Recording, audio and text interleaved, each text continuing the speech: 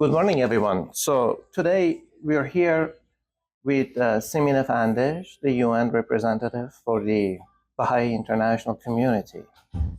From what I gather, a lot of what Simin does has to do with categories of human rights, peace, security, including food security.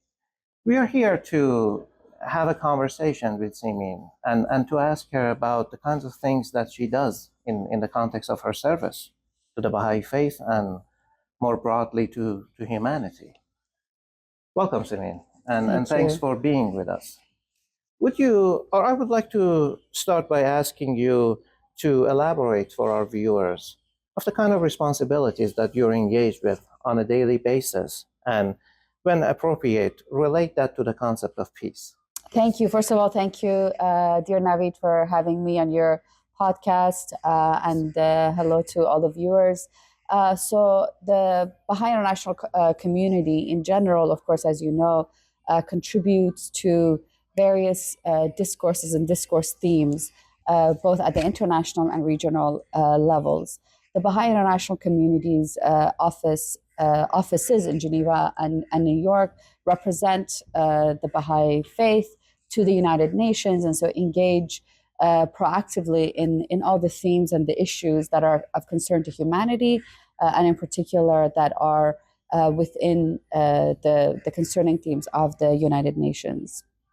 Our office in Geneva, because of its proximity to human rights institutions in Geneva, is deeply involved, as you mentioned in your introduction, in the human rights field, including the persecution of the Baha'is in Iran or anywhere else that it may occur.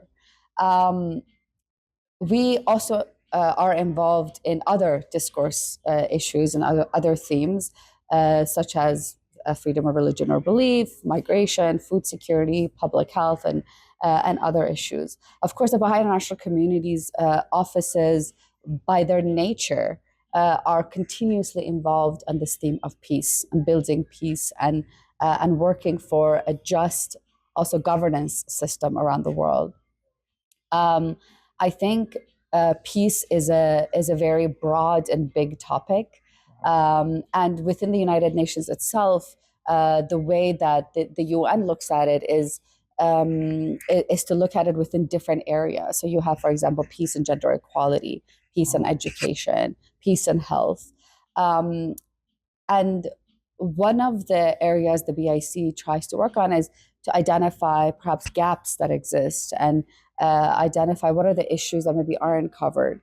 And what's interesting in looking at at peace within the United Nations is that often it is looked at in a very siloed manner.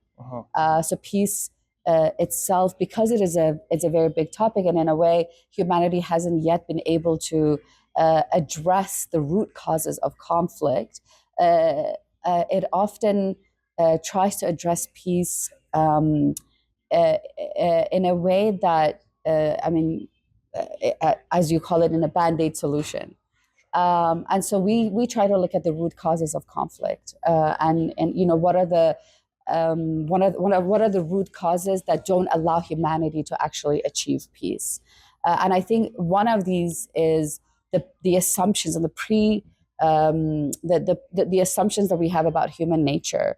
And in the letter of the House of Justice in 1985 called The Promise of World Peace to the Peoples of the World, one of the most interesting things that the House of Justice really talks about there is that there's this dichotomy in the world right now, that on the one hand, there's this longing, this desire for peace and for world peace, and on the other hand is this belief that humanity actually is selfish and is unable to achieve world peace, is unable to build those structures that allow it to achieve world peace. So, of course, one of the main issues that we look at is how do we actually address our internal thinking about human nature and humanity in general. Very good. And in that letter, I mean, it's a comprehensive document, the promise of world peace. The House of Justice in a language reminiscent of Shoghi Effendi's style of writing. The time must come, the House of Justice wrote, when those who preach the dogmas of materialism, whether of the East or of the West, whether of capitalism or socialism, must give account of the moral stewardship they have presumed to exercise.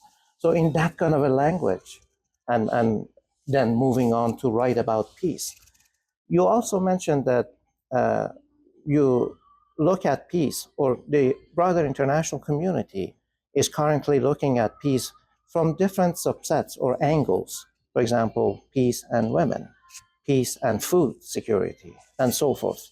Could you please tell us about the Baha'i contribution to one of these areas, any one of them? For example, women and peace.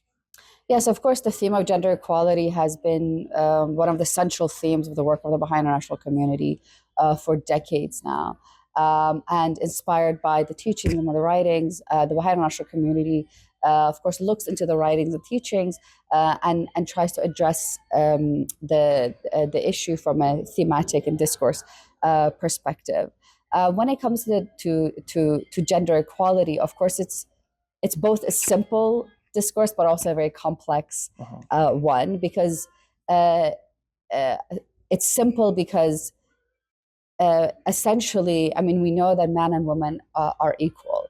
But when we actually think about what does that equality look like in practice and in implementation, we see that in countries around the world, one person may say, you know, everyone may agree that men and women are equal, but in terms of what that equality really means, there's a lot of differences that we see.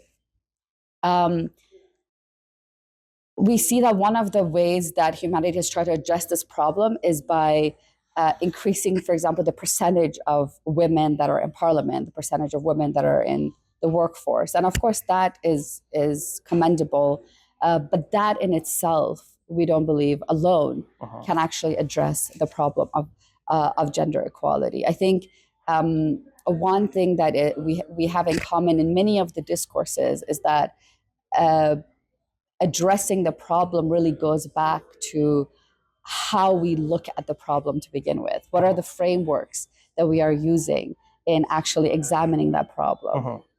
And I think with gender equality, this very simple concept that a human being actually has no gender, that the soul has no gender, is a very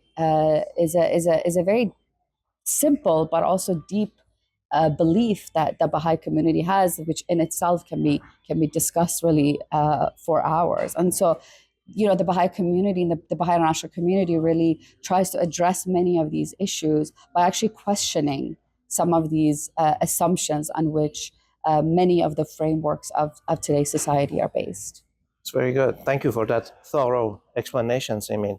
This non-material aspect of gender is I think, where the Baha'i faith's greatest contribution to the discourse on gender lies.